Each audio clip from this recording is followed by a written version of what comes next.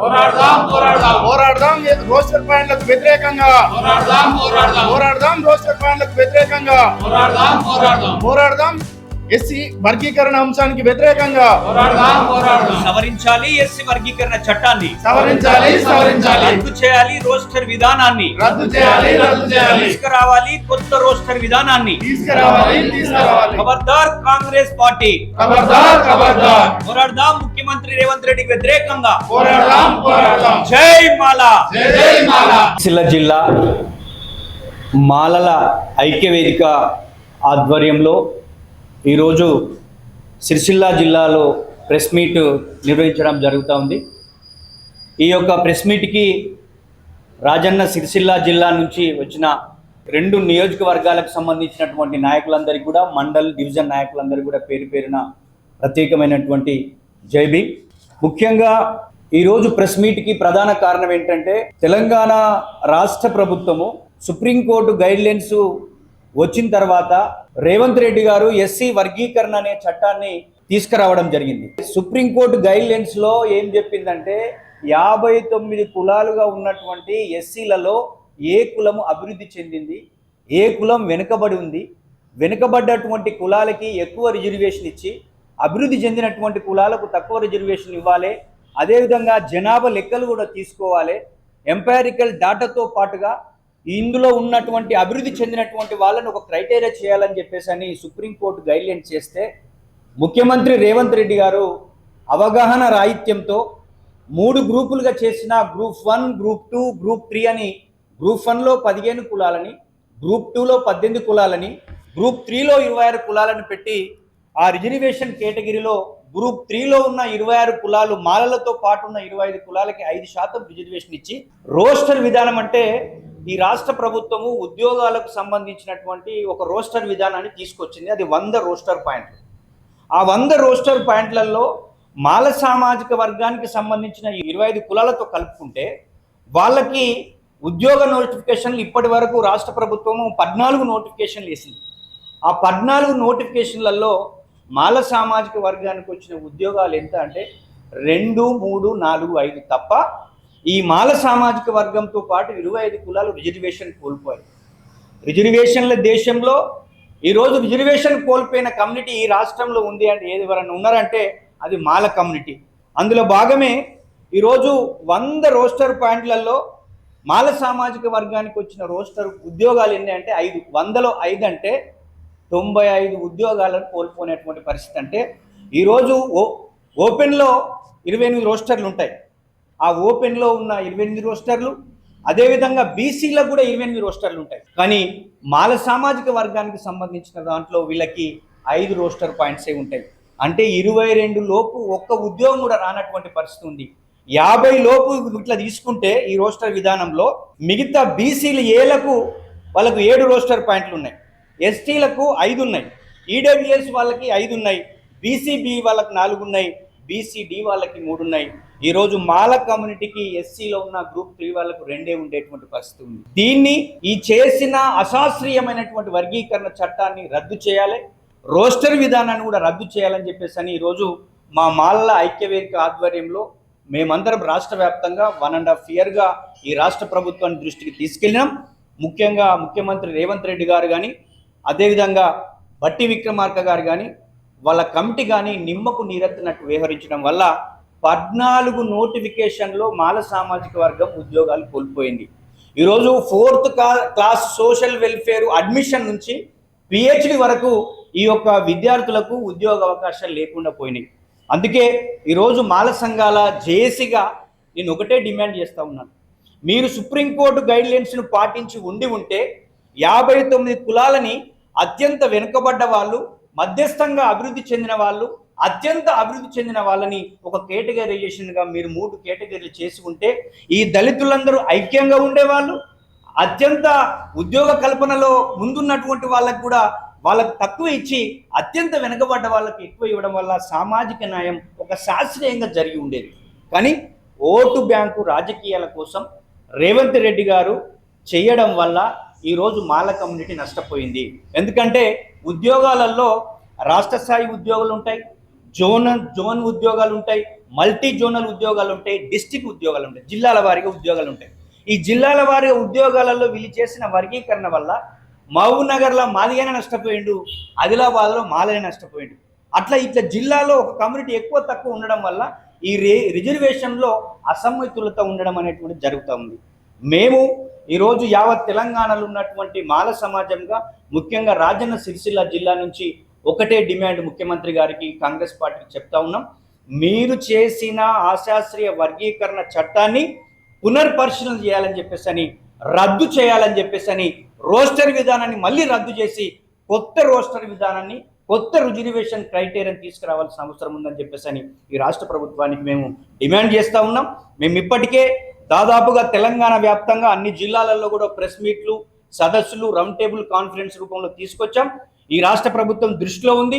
ఇది అన్యాయం చేశాం మాలలకు అని చెప్పేసి ఈరోజు బీసీ సమాజము, ఓసీ సమాజము, యావత్ తెలంగాణలో ఉన్న మేధావి వర్గం అంతా కూడా భావిస్తూ ఉంది. అందులో భాగమే అన్ని రాజకీయ పార్టీల దృష్టి కూడా ఇది తీసుకురావడం జరిగింది. ముఖ్యంగా ఈ రాజన్న సిరిసిల్ల జిల్లాలో ఉన్నటువంటి మా మాలలు కానీ, విద్యార్థులు కానీ, నిరుద్యోగులు కానీ, ఉద్యోగస్తులు కానీ, మాల సంఘాలు కానీ దీనిపైన ఒక ఐక్య కార్యాచరణ కూడా మీరందరూ కూడా తయారు కావాల్సినటువంటి అవసరం ఉందని చెప్పేసి మేమైతే భావిస్తూ ఉన్నాం. ముఖ్యమంత్రి గారు, ముఖ్యంగా ముఖ్యమంత్రి గారితో పాటు మా మాల సామాజిక వర్గానికి సంబంధించిన బట్టి విక్రమార్క గారు కానీ, డిప్యూటీ సీఎం, అదేవిధంగా స్పీకర్ గారు కానీ గడ్డం ప్రసాద్ కుమార్, అదేవిధంగా గడ్డం వివేక్ గారు, అదేవిధంగా మాల మానాడు జాతీయ అధ్యక్షుడు ఉన్నటువంటి అద్దంకి దయాకర్ గారు, వీళ్ళందరూ కళ్ళు మూసుకొని ఉండడం వల్ల, మాల కమ్యూనిటీ తరపున మాట్లాడకపోవడం వల్ల, వర్గీకరణ జరుగుతున్నప్పుడు ఎలా జరగాలో మేధావులతో చర్చించి ఆ ముఖ్యమంత్రి దగ్గర కూర్చొని మరి ఎట్లా చేస్తూ ఉన్నారు వర్గీకరణ, రోస్టర్ విధానాన్ని ఏ విధంగా తీసుకొస్తా ఉన్నారని చర్చించకపోవడం వల్ల ఈరోజు మాల సమాజం అంతా కూడా రిజర్వేషన్ కోల్పోయినటువంటి పరిస్థితి ఉంది.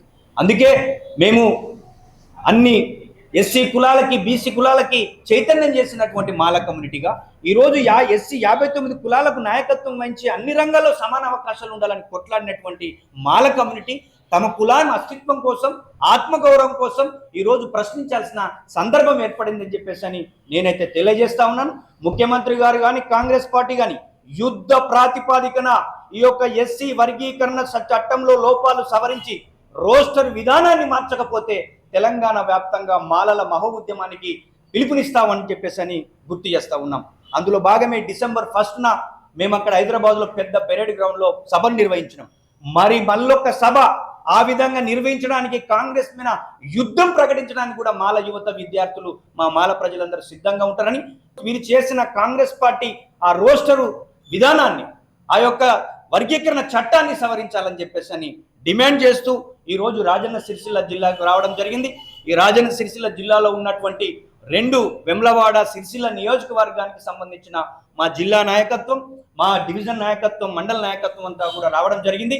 వీరందరికీ నేను ఒకటే విజ్ఞప్తి చేస్తా ఉన్నా, పోరాడితే ఏదైనా సాధించగలుగుతాం, పోరాడితే పోయేదేమీ లేదు, బానిస సంఖ్యలు మాత్రమే అని అనుకున్నటువంటి ఆ స్పిరిట్ని మనం తీసుకొని మాలలు బాబాసాహెబ్ అంబేద్కర్ ఆలోచనతో హక్కులకై భిక్షమెత్తకండి, పోరాడి సాధించుకోమని చెప్పిన బాబాసాహెబ్ అంబేద్కర్ అడుగుజాడల్లో నడుస్తూ మనం ఈ ఉద్యమాన్ని నిర్వహిస్తూ మన రిజర్వేషన్ని మనకు వచ్చే విధంగా, మన రోస్టర్లో మన పిల్లలకి, మన భవిష్యత్ తరాలకి ఉద్యోగాలు, విద్యావకాశాలు లేకుండా పోయేటువంటి చట్టాన్ని సవరించి వెంటనే రోస్టర్ విధానాన్ని సవరించాలని చెప్పేసి డిమాండ్ చేస్తూ ఈ యొక్క పిలుపునివ్వడం జరుగుతూ ఉంది.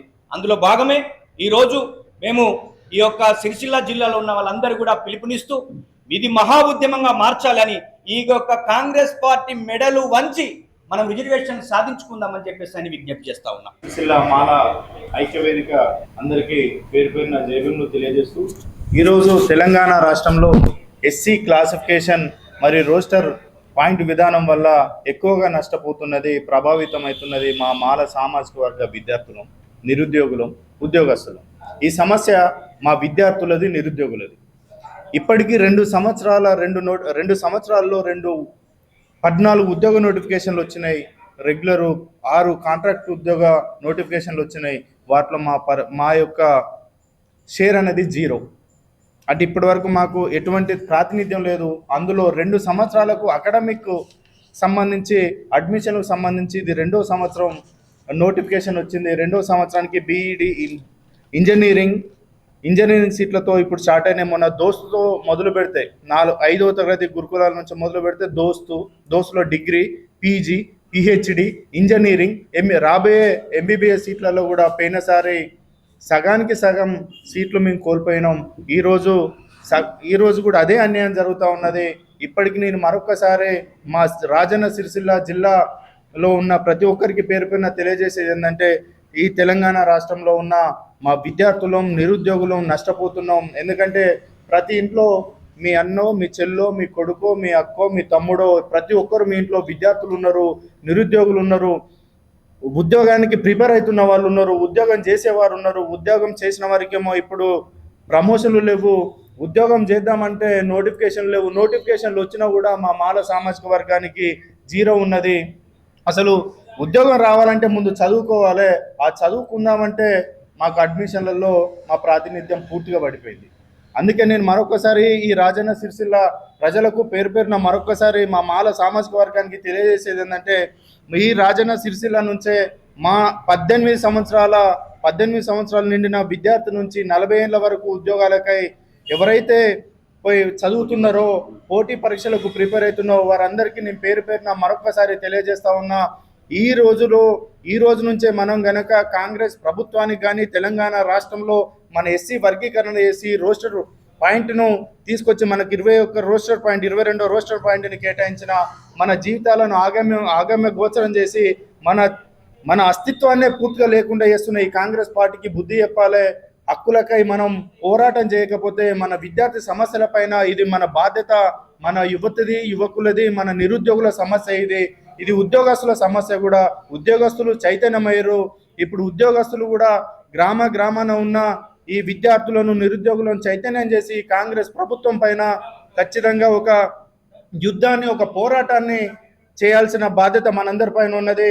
ఈ అతి త్వరలో అంటే రాబోయే రోజులలో ఈ నెల 2 నెలల్లో ఒక 50,000 మంది విద్యార్థులు, నిరుద్యోగులతోటి ఒక పెద్ద సభను నిర్వహిద్దాం.